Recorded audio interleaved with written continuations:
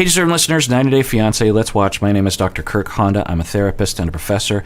As I always say, since this is a psychology channel, there might contain triggering material within these videos that I make, so, wash with caution and talk with your therapist. Let's watch. Will you hold my hand now, please? Love you. Love you. I want to show you downtown. That's our coffee shop. Yeah. Oh, look, there's a jewelry store if you want to, And then we have cute little, boutiques downtown. I don't know, you guys have clubs over here?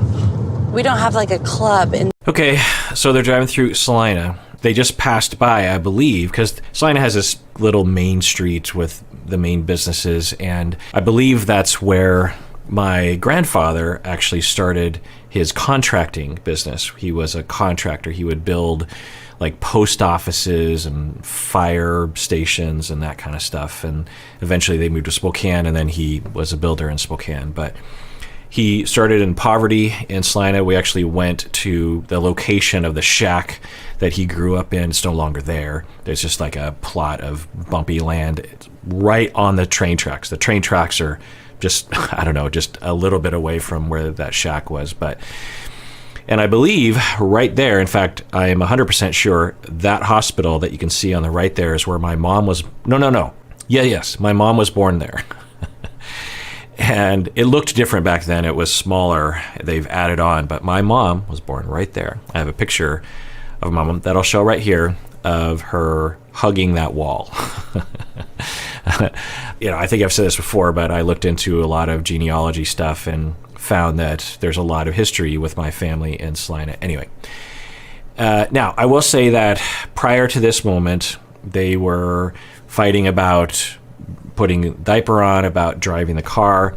She didn't want him to be driving the car with Coben in the car, and they're still fighting over that. And I understand where both people are coming from, but they need to be having a better conversation around this. Instead of just her saying, "You have no power, shut up," they should be talking about how they're going to move forward. She can say, "Look, for now, I'm just not super comfortable with you driving with Coben in the car. You've driven a lot in other countries. There are different customs here, so I'm just terrified. I'm sure you'd be fine, and I want you to have full power as a fellow parent in this family. But for me, could we just hold off on that? You can communicate that. It'd be fine. Instead, it's just you have no power. I'm not going to let you do things, and you're incompetent by default." We saw this dynamic with Kalani and Asuelu. We've seen it with other. I didn't react to this, but Kara and Guillermo. Kara was being mean to him while she was at work. I think. Well, anyway, point is that they seem to be rolling with it. Okay, she reached out, held his hand. She says, "I love you." So I think that they have the ability to make up occasionally. You can have moments like that where you're just, things don't go well, but then you reconnect and it levels things out. So I'm not too worried about them because they seem to be able to recover, but I am concerned with the way that she's dealing with this right now. It's upsetting to watch. For him, he's saying, "I love kids." He's putting the diaper on, and he's like, "I've done this before," and she's micromanaging. And it's just one of those things that if you're ever looking over someone's shoulder, unless it's absolutely necessary. I mean, it's not a matter of life and death. Let's say that he completely screws up putting the diaper on. Just say, "Oh, well, next time do this." Or you say, "Okay, great job, but let's, worst case scenario," right? You don't need to be micromanaging all along the way. It's extremely annoying to be micromanaged. I've been micromanaged before. It's one of the most annoying things I can go through. It's I get it. You're better than me at this. Let me do it. How am I supposed to learn how to do it if you're constantly barking at me? It's very upsetting. Backseat driving, that kind of thing. It's now, you can voice your concern. You can be like, "The way you're driving is making me afraid. That's not your fault, but it's making me afraid. Could you please slow down?" Okay. Ownership of feeling, request, respect, niceness, giving the other person the benefit of the doubt. But to say, "You're driving too fast. There's something wrong with you." Or you're not putting the diaper on right. What are you doing? You need to do this. Da, da, da. It's like, God, like, yeah, and you can see that if you are being micromanaged that way, you're being given so many messages that you're incompetent, you're stupid, you don't have power, you don't know what you're doing. It's easy to be in that position and you give up. And guess what happens? Then you become the absent parent. Then you are incompetent. Then you aren't involved anymore. And when she comes around and asks Kobe to help out with something, he'd be like, look, you never let me do it, so go ahead with it. And then where are you? That clearly didn't go as planned. But it's hard because with you in the bed, Copen won't go to bed. What do you imply? Like, I can't put my son in bed? Or what? When he's off the boob and he can just lay down and go to bed. Copen doesn't just lay down and go to I want to bed. ask you a question. How many more months or days or years do I need to go before? Okay, good. He's asking a really good question. He's saying, okay, fine, you're in control, but what's the timeline here? Instead of just saying it's never going to happen, she could say, no. So a great response here would be, okay, and she's holding his hand. So you see that adjustment. We've seen other couples where they don't do that kind of a thing. It doesn't mean that what she's doing is fine. It just means that it shows that you care. It helps you to regulate your emotions. It's a nonverbal way of saying, I love you, I'm on board with you, I care about you, even though we're having this tense conversation. And whenever I see a couple do that on my couch in session, I'm like very relieved. I'm like, okay, they have that, the ability to hold hands, even if they're talking about something tense. And yeah, it's a huge strength that she has. And so, and he as well, I think, because I think he's responding. But a great response right now, within reason, would be like, okay, well, yeah, I want to eventually get to a place where you're sleeping in the bed with us, because that will make me feel really happy. That's what I want. You want that too. Coben wants that as well. But for right now, it can't work because he won't fall asleep because you're around. Now, what I would say to that is like, well, yeah, because Coben is like, who is this stranger? I don't think the child recognizes the three-dimensional Kobe and connects it with the two-dimensional one. So who knows? But I would give it, a week or two, and Coben will probably adjust over that time. But you have to go through that time. At some point, you're going to have to go through that adjustment period, regardless of how old the child is. So a reasonable response from her would be something like, I want that too, and right now I don't think it's going to work. But yeah, let's maybe have you in. So this is what I don't think she's going to say this, but what I would recommend to them is to figure out what timeline they want to be, and then set out like a schedule where Kobe joins them in bed at night for 5 minutes and then leaves, and then it's 10 minutes and then leaves, and then it's 15 minutes. Over time, eventually Coben is just gonna fall asleep. So, but anyway, let's see how. So I'm looking for, can she adjust? Can she reassure? Can she compromise? Or does she generally have an attitude of, I have 100% of the power? I can put it to bed. Like, I don't know. What do you think? You don't know? How long is Copen Babe, gonna that's nurse? like harsh, That's like you don't even consider my feelings. Yeah. So they're editing it, so I don't really know exactly what was being said. And you can tell by the background that it switches pretty drastically. Who knows? But yeah, she's saying, I don't know. Yeah, that's not a good response. Yeah, I don't know if you're ever. Yeah, I know you want to sleep in the bed with us and with your child, but I don't know when that's going to happen. So shut up. It's not a good way to be with. And so now he's being way more reasonable.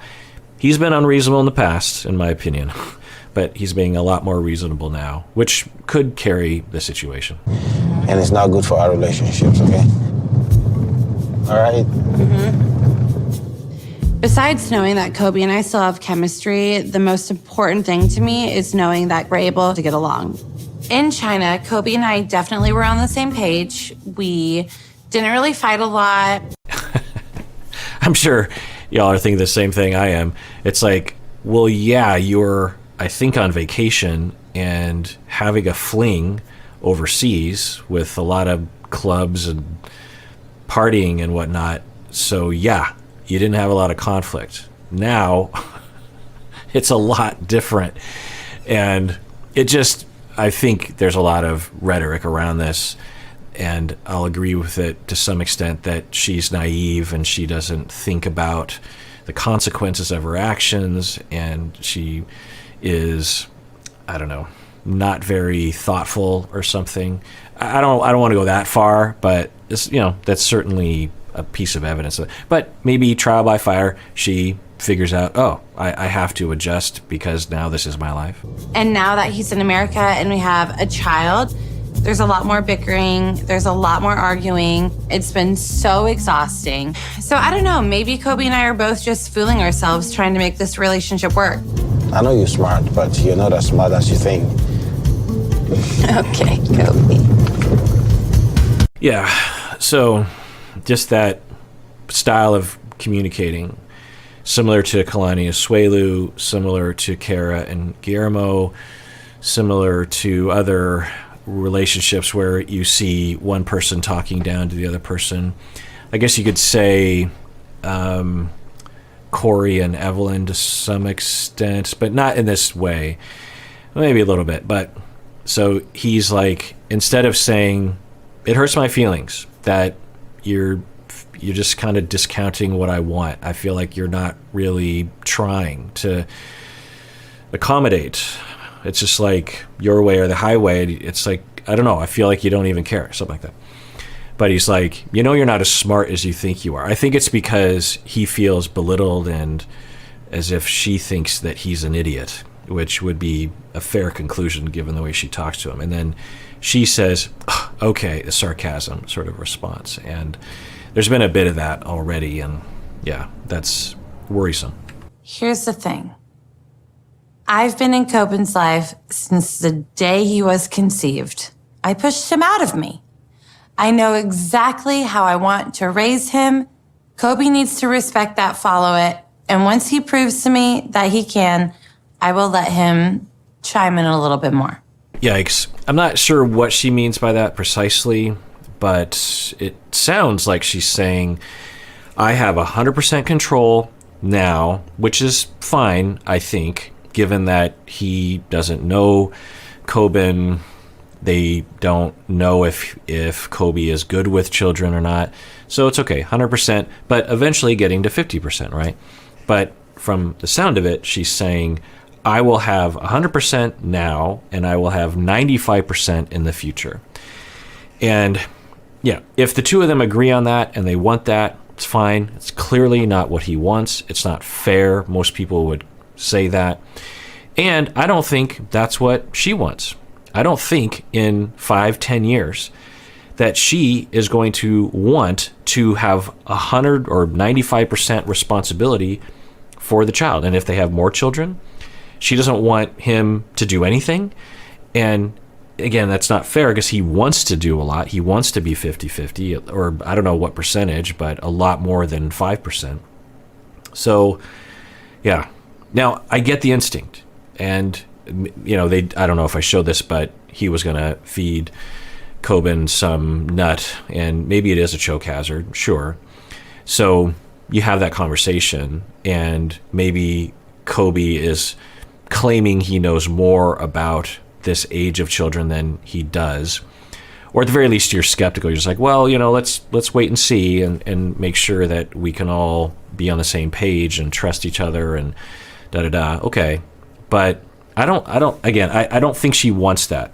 And this is what I see a lot of people will do is 10 years from now, she will complain and say he never helps, and he's always with his friend, or he's always working, or he's working in the yard, or he refuses to, do any of the parenting. And of course, knowing what we know now, you can see why that would be. If this goes on for another 5 years, you could see Kobe just being like, okay, fine, I guess you have total power, and I'm going to have to give up my love for being a dad. I'm going to have to treat myself like I'm an uncle or something, and I have to grieve that loss. And as a part of that loss, I lose the motivation, I lose the connection, and I I have to give that up because you're forcing me to give that up. It's hard to reinvigorate that later on. Please don't give those to him when I'm not here. He can just try it. I don't think like.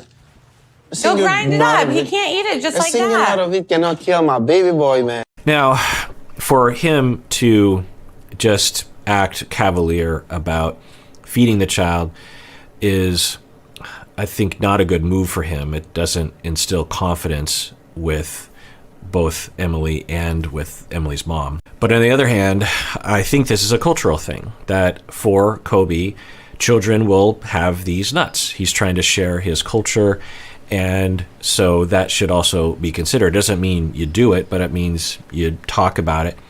And for Kobe, he's saying, it's just a single nut. It's not going to kill my baby boy.